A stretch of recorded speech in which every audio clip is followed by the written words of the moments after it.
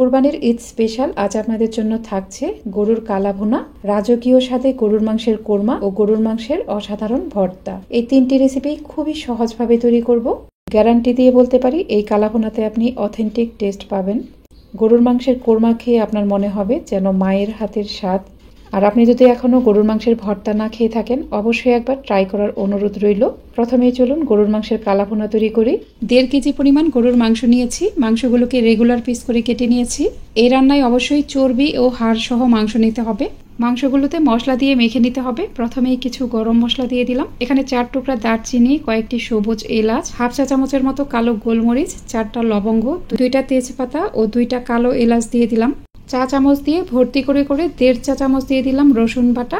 আদা বাটাও দিয়ে দিলাম ভর্তি করে 1.5 চা চামচ। 1 চা চামচ ভর্তি করে দিয়ে দিলাম হলুদের গুঁড়া, 2 চা চামচ মরিচের গুঁড়া, ধনিয়ার গুঁড়া 2 চা চামচ, জিরার গুঁড়া ভর্তি করে 1 চা চামচ। এখন দিয়ে দিব রাঁধুনির গুঁড়া। রাঁধুনি মশলা হালকা তেলে ব্লেন্ডারে গুঁড়া করে নিয়েছি। এখান থেকে হাফ চা চামচ রাঁধুনির গুঁড়া দিয়ে দিলাম। কালা ভুনা রান্নায় অবশ্যই রাঁধুনির গুঁড়াটা দিতেই হবে। সবার সুবিধার্থে আমি রাঁধুনির মশলাটা দেখিয়ে দিচ্ছি। যে কোনো বড় মুদি দোকানে এই মশলা পেয়ে যাবেন। এরপর হাফ চা চামচ দিয়ে দিলাম গরম মশলার গুঁড়া। 1.5 কেজি মাংসের জন্য 1 কাপ দিয়ে দিলাম পেঁয়াজের বেরেস্তা। অবশ্যই বেরেস্তা দিতেই হবে। 1 কাপ পেঁয়াজ কুচি দিয়ে দিলাম কিছু আস্ত কাঁচামরিচ। লবণের পরিমাণটা প্রথমে একটু কম দিবেন, কারণ কালা ভুনা তৈরি হতে হতে কিন্তু এটা পরিমাণে অনেকটাই কমে যাবে। এরপর এখানে 1 কাপ পরিমাণ সয়াবিন তেল দিয়ে দিলাম। যেই তেলে পেঁয়াজ বেরেস্তা করেছিলাম সেই তেলটা এখানে দিয়ে দিলাম। আর 250 ml এর মেজারমেন্ট কাপ দিয়ে তেলটা মেপে নিয়েছি। কালা ভুনা রান্নায় তেলের পরিমাণ অবশ্যই একটু বেশি দিতে হবে। এখন সবকিছুই খুব ভালোভাবে মেখে নিব। অবশ্যই হাত দিয়ে মেখে নেবেন। হাত দিয়ে মেখে নেওয়ার ফলে মাংসের ভিতরে মশলা খুব ভালোভাবে প্রবেশ করবে। সবকিছু ভালোভাবে মেখে নেওয়ার পর এই মাংসটাকে 30 মিনিটের মতো রেস্টে রাখতে হবে। প্যানটাকে ঢেকে দিব। 30 মিনিট পর চুলা জ্বালিয়ে দিয়েছি। 4 থেকে 5 মিনিট পর ঢাকনা খুলে নিলাম। এ পর্যায়ে একটা জয়ত্রীর 3 ভাগের 1 ভাগ অংশ যতটা সম্ভব হাত দিয়ে গুঁড়া করে দিয়ে দিব এবং একটা জায়ফলের 3 ভাগের 1 ভাগ অংশ এভাবে গ্রেট করে দিয়ে দিব। অবশ্যই এখানে সামান্য জয়ত্রী ও জায়ফল দিবেন। জয়ত্রী ও জায়ফল দেওয়ার ফলে মাংস খুব তাড়াতাড়ি সেদ্ধ হয়ে যাবে। এই দুইটা মশলাই কিন্তু খুবই অল্প পরিমাণে দিতে হবে। আর চেষ্টা করবেন এই মাংসটা পানি ছাড়াই সেদ্ধ করে নিতে। আমি প্যানটা ঢেকে দিব এবং চুলার কম আছে মাংসটা রান্না করব। প্রায় 20 থেকে 25 মিনিট পর ফিরে এলাম। এ পর্যায়ে দেখুন ঝোলটা কিন্তু প্রায় শুকিয়ে গেছে আর মাংসগুলো এখনো পুরোপুরি সেদ্ধ হয়নি। আমার কাছে মনে হচ্ছে এখানে কিছুটা পানি দিতে হবে। আমি এখানে ফুটন্ত গরম পানি দিয়ে দিলাম হাফ কাপ পরিমাণ। মাংস থেকে যদি যথেষ্ট পানি বের না হয় তাহলে অবশ্যই কিছুটা পানি দিয়ে দিবেন। আর কোনোভাবেই কিন্তু একবারে বেশি পানি দেওয়া যাবে না। এই কালা ভুনা রান্নায় পানির পরিমাণটা অল্প অল্প করে অ্যাড করতে হবে। অবশ্যই গরম পানিটাই দিবেন, কোনোভাবেই ঠান্ডা পানি দিবেন না। এরপর প্যানটাকে ঢেকে দিলাম। চুলার কম আছে মাংসটাকে রান্না করতে হবে।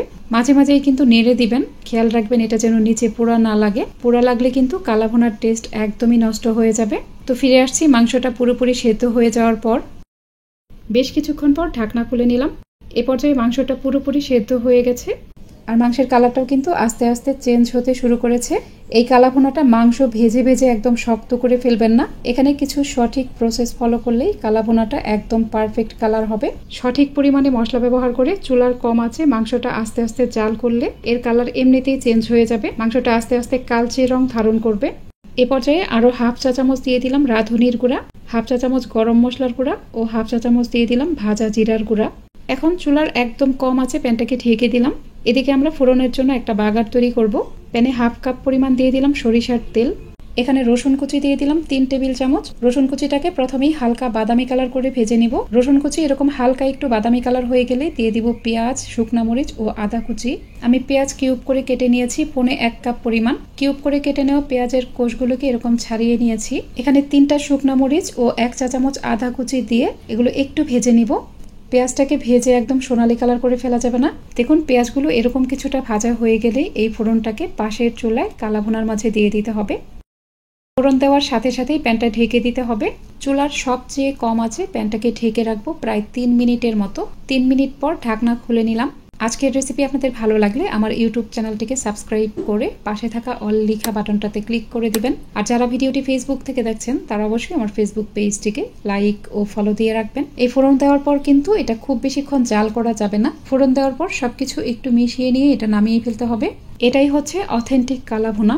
অনেকেই কালা ভুনাতে বিভিন্ন ধরনের সস ও নামি দামি মশলা ব্যবহার করেন। অরিজিনাল কালা ভুনা রান্নায় কোনো সস দেওয়া হয় না বা দামি কোনো মশলাও দেওয়া হয় না। কালাভুনার জন্য যেই রেস্টুরেন্টগুলি বিখ্যাত সেখানে জিজ্ঞেস করলেই বুঝবেন ওনারা কোনো নামি দামি মশলা ব্যবহার করে না। সঠিক প্রসেসে রান্না করলে কালাভুনার কালার এমনিতেই অনেকটা চেঞ্জ হয়ে যায়। কালাভুনার মাংস কোনোভাবেই শক্ত হবে না, এটা ভিতরটা সফট হবে আর ঝোলটাও খুব গাঢ় হবে।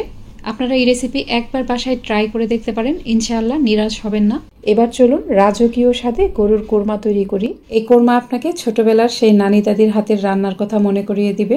1.5 কেজি গরুর মাংস নিয়েছি। ধুয়ে নেওয়ার পর মাংসের গায়ের পানিটা ভালোভাবে ঝরিয়ে নিতে হবে। কোরমা রান্নায় সাধারণত মাংসের সলিড পিস নেওয়া হয়। আমি সলিড মাংসের পাশাপাশি কিছু চর্বি ও হাড় সহ মাংস নিয়েছি, এতে করে আমার কাছে মনে হয় কোরমাটা খেতে বেশি ভালো লাগে। মাংসটা কিছু মশলা দিয়ে মেখে ম্যারিনেট করে রাখতে হবে। 1/2 চা চামচ লবণ দিয়ে দিলাম, 1/2 টেবিল চামচ দিয়ে দিলাম আদা বাটা, 1/2 টেবিল চামচ রসুন বাটা। এরপর দিয়ে দিলাম 1 কাপ পরিমাণ দুধ। দুধটাকে আগে থেকে জাল করে নরমাল করে নিয়েছিলাম। সবকিছু ভালোভাবে মেখে মাংসটাকে ম্যারিনেট করে রাখতে হবে 1 ঘন্টার মতো। এখন একটা স্পেশাল মশলা তৈরি করব। বাটিতে 1/2 কাপ নিয়ে নিলাম পেঁয়াজ কুচি, 18 থেকে 20টার মতো নিয়ে নিলাম কাজু বাদাম, কিশমিশ নিয়েছি 2 টেবিল চামচ, 1/3 কাপ পরিমাণ পেঁয়াজের বেরেস্তা, এখানে হাতের 2 মুঠ পরিমাণ পেঁয়াজ বেরেস্তা নিয়েছি, কয়েকটি কাঁচামরিচ দিয়ে দিলাম। কিছুটা পানি দিয়ে ব্লেন্ডারে পেস্ট করে নিতে হবে। প্যানে 1 কাপের থেকে একটু বেশি পরিমাণ সয়াবিন তেল নিয়ে নিলাম। কোরমা রান্নায় তেলের পরিমাণটা অবশ্যই একটু বেশি দিতে হবে। প্রথমে পেঁয়াজ বেরেস্তা করে নিব, এর জন্য 2 কাপ পরিমাণ পেঁয়াজ কুচি নিয়ে নিলাম। বেরেস্তার জন্য পেঁয়াজ একদম মিহি কুচি করে কেটে নিতে হবে। প্রথম দিকে চুলার একটু বেশি আছে পেঁয়াজটা ভাজবো, আর এটা অনবরত নাড়তে থাকবেন না, একটু নেড়ে এভাবে রেখে দিবেন। কিছুক্ষণ পর একটু উল্টে পাল্টে আবার এইভাবে রেখে দিব। এভাবে রেখে দেওয়ার পর দেখবেন এখানে হালকা একটা বাদামি কালার চলে এসেছে। আবারও নেড়ে দিচ্ছি। এ পর্যায়ে চুলার আঁচটা কমিয়ে দিবেন। পেঁয়াজটা এরকম একটু সোনালি কালার হয়ে গেলেই চুলা বন্ধ করে দিতে হবে। চুলা বন্ধ করে দেওয়ার পরেও এটা অনবরত কিছুক্ষণ নাড়তে থাকতে হবে। পেঁয়াজ কুচি এরকম একটু সোনালি কালার হয়ে যাওয়ার সাথে সাথেই উঠিয়ে নিতে হবে। এটা আর বেশিক্ষণ গরম তেলের মাঝে রাখবেন না, তাহলে পেঁয়াজের কালার নষ্ট হয়ে যাবে। বাকি তেলের মাঝে 2 টেবিল চামচ ঘি দিয়ে দিলাম। হাতের কাছে ঘি না থাকলে না দিলেও চলবে। এখানে আমি কিছু আস্ত গরম মশলা নিয়েছি। এখানে 4 টুকরা দারচিনি, কয়েকটি সবুজ এলাচ, 2টা তেজপাতা, 4টা লবঙ্গ, 1 চা চামচের মতো গোলমরিচ ও একটা জয়ত্রীর অর্ধেকটা অংশ নিয়েছি। অবশ্যই কোরমাতে একটু জয়ত্রী দিবেন। জয়ত্রীটাকে হাত দিয়ে যতটা সম্ভব ভেঙে গুঁড়া করে দিতে হবে। আমি এখানে 2টা পেঁয়াজ কুচি দিয়ে দিলাম। পেঁয়াজটাকে কিন্তু বাদামি কালার করে ভাজা যাবে না। পেঁয়াজ এরকম একটু সাদাটে কালার থাকা অবস্থায় দিয়ে দিলাম 1/2 টেবিল চামচ রসুন বাটা, 1/2 টেবিল চামচ আদা বাটা। আদা রসুন বাটার কাঁচা গন্ধটা দূর হওয়ার জন্য একটু ভেজে নিব। এরপর এখানে দিয়ে দিলাম ভর্তি করে 1 চা চামচ ধনিয়ার গুঁড়া ও 1 চা চামচের থেকে একটু কম দিয়ে দিলাম জিরার গুঁড়া। একটু ভেজে নেওয়ার পর কোরমার জন্য যে স্পেশাল মশলাটা পেস্ট করেছিলাম সেটা দিয়ে দিলাম। সম্পূর্ণ মশলাটাই মুছে মুছে দিয়ে দিবেন। এখানে কোনো মশলাই নষ্ট করা যাবে না। এই মশলাটাকে খুব ভালোভাবে কিছুক্ষণ কষিয়ে নিতে হবে। মশলা যত ভালোভাবে কষিয়ে নেবেন রান্নার টেস্ট ততই ভালো হবে। লবণ দিয়ে দিলাম স্বাদ মতো। মাংস ম্যারিনেট করার সময় কিছুটা লবণ দিয়েছিলাম, তাই লবণটা একটু বুঝিয়ে দিতে হবে। আমি এখানে কিছুটা দুধ দিয়ে মশলাটাকে আরো ভালোভাবে কষিয়ে নিব। চেষ্টা করবেন এই কোরমা রান্নায় কোনো পানি ব্যবহার না করতে। যতক্ষণ পর্যন্ত মশলা থেকে তেলটা পুরোপুরি বের না হবে ততক্ষণ নাড়তে থাকবো। মশলা থেকে এরকম তেল বের হয়ে গেলেই ম্যারিনেট করা মাংসটা দিয়ে দিব।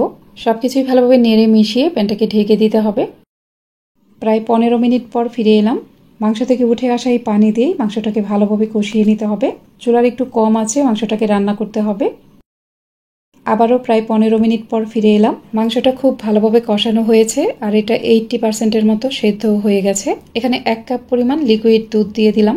যেহেতু মাংসটা কষাতে কষাতেই অনেকটা সেদ্ধ হয়ে গেছে, তাই এখানে খুব বেশি ঝোল দেওয়ার প্রয়োজন নেই। আর ঝোলের জন্য অবশ্যই দুধটাই দিতে হবে। এখন চুলার কম আছে প্যানটাকে ঢেকে রাখবো। আবারও প্রায় 15 মিনিট পর ফিরে এলাম।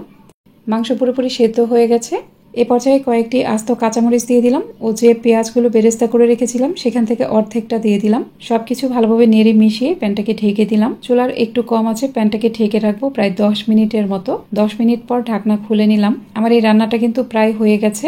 কোরমার গ্রেভি আমি এর থেকে বেশি শুকিয়ে নিতে চাচ্ছি না, কারণ চুলা থেকে নামিয়ে নেওয়ার পর এই গ্রেভি আরো অনেকটাই টেনে যায়। সবশেষে অবশিষ্ট পেঁয়াজ বেরেস্তাটুকু দিয়ে দিলাম। ঘি দিয়ে দিলাম 1 টেবিল চামচ ও চিনি দিয়ে দিলাম 2 চা চামচ। এখন চুলার সবচেয়ে কম আছে প্যানটাকে ঢেকে রাখবো 3 মিনিটের মতো। অবশ্যই চুলার আঁচটা একদমই কমিয়ে রাখবেন। 3 মিনিট পর কোরমার অবস্থাটা শুধু দেখুন, এটা দেখতে কতটা লোভনীয় হয়েছে। আপনারা এই রেসিপিটি অবশ্যই একবার বাসায় ট্রাই করবেন, তারপর আমাকে কমেন্ট করে জানাবেন।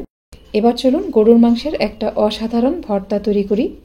অল্প মাংস দিয়েও ভর্তাটা করা যাবে। আপনারা চাইলে 2 থেকে 3 টুকরা মাংস দিয়েও এই ভর্তা বানিয়ে ফেলতে পারবেন। আমি যেহেতু ভর্তাটা একটু বেশি পরিমাণে তৈরি করব, তাই এখানে 500 গ্রাম পরিমাণ গরুর মাংস নিয়েছি। এই মাংসের গায়ে কিন্তু কোনো তেল থাকা যাবে না, একদম সলিড পিস নিতে হবে। এখন এই মাংসগুলোকে ছোট ছোট টুকরা করে কেটে নিব। এগুলো কিভাবে কেটে নিতে হবে আমি আপনাদের দেখিয়ে দিচ্ছি। দেখুন, এখানে মাংসের কোষগুলো এরকম লম্বা লম্বা থাকতে হবে। মাংসের কোষগুলো এরকম লম্বা লম্বা হলেই ভর্তাটা দেখতেও সুন্দর লাগবে আর খেতেও ভালো লাগবে। মাংসগুলো সেদ্ধ করার জন্য এখানে পর্যাপ্ত পরিমাণ পানি দিয়ে দিলাম। প্যানটা ঢেকে দিলাম। মাংসের পিসগুলো পুরোপুরি সেদ্ধ হয়ে যাওয়া পর্যন্ত অপেক্ষা করব। মাংসগুলো পুরোপুরি সেদ্ধ হয়ে যাওয়ার পর ঢাকনা খুলে নিলাম। এর গায়ের পানিটাও প্রায় শুকিয়ে গেছে। পানিটা একদম শুকিয়ে চটচটে করে এগুলো নামিয়ে ফেলবো। এখন প্যানে কিছুটা রান্নার রেগুলার তেল দিয়ে দিলাম। এখানে সেদ্ধ করা মাংসের পিসগুলো দিয়ে দিলাম। মাংসগুলোকে কিছুক্ষণ ভেজে নিতে হবে। এগুলো একটু লাল লাল করে ভেজে নিব। এগুলো কিন্তু ভেজে আবার একদম শক্ত করে ফেলা যাবে না। দেখুন, মাংসের পিসগুলো এরকম একটু লাল লাল হয়ে গেলেই চুলা বন্ধ করে দিব। দেখুন, এর থেকে বেশি কিন্তু এগুলো ভাজবেন না। খুব বেশি ভাজা হয়ে গেলে মাংসগুলো শক্ত হয়ে যাবে। এখন এগুলো যতটা সম্ভব তেল ঝরিয়ে উঠিয়ে নিতে হবে।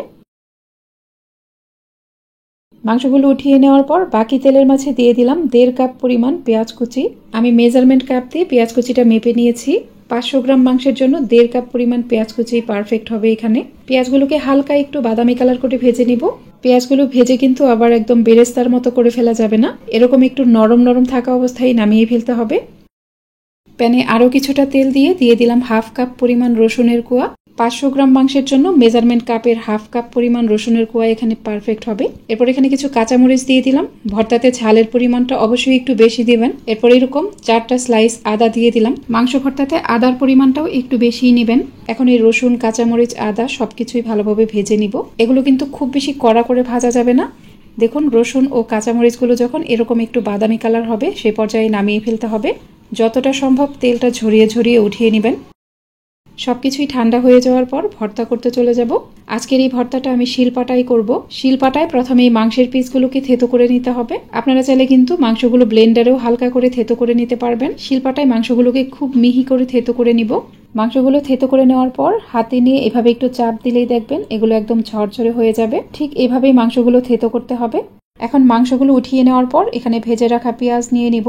পেঁয়াজগুলোকে খুবই হালকা করে থেতো করে নেবেন, খুব বেশি মিহি করবেন না, একদম আলতোভাবে একটু থেতো করে নিলেই হবে। ভেজে রাখা রসুন, কাঁচামরিচ ও আদাগুলো থেতো করে নিব। এগুলোও খুব বেশি মিহি করবেন না, আলতো হাতে একটু থেতো করে নেবেন। সবকিছুই থেতো করে নেওয়া হয়ে গেছে। এখন ভর্তা করতে চলে যাব। মাংসটা বাদে আর সবকিছুই একটা প্লেটে নিয়ে নিয়েছি। এখানে ভর্তার জন্য স্বাদ অনুযায়ী লবণ দিয়ে দিলাম। লবণ দেওয়ার পর একটু মেখে দিয়ে দিলাম অল্প একটু সরিষার তেল। সরিষার তেলটা খুবই অল্প পরিমাণে দিবেন, খুব বেশি সরিষার তেল এখানে দিতে যাবেন না। এরপর থেতো করে রাখা মাংসটা দিয়ে দিব। মাংসের সাথে সবকিছু ভালোভাবে কষলিয়ে মেখে নিতে হবে। সবকিছু ভালোভাবে মেখে নেওয়ার পর খুবই সামান্য পরিমাণে একটু লেবুর রস দিয়ে দিব। লেবুর রসটা অবশ্যই একদম অল্প পরিমাণে দিবেন। লেবুর রস দেওয়ার পর আলতো হাতে একটু মেখে নেওয়ার পরে ভর্তাটা একদমই রেডি। আজকের এই 3টি রান্নার মধ্যে কোন রেসিপিটি আপনার কাছে বেশি ভালো লেগেছে অবশ্যই আমাকে কমেন্ট করে জানাবেন।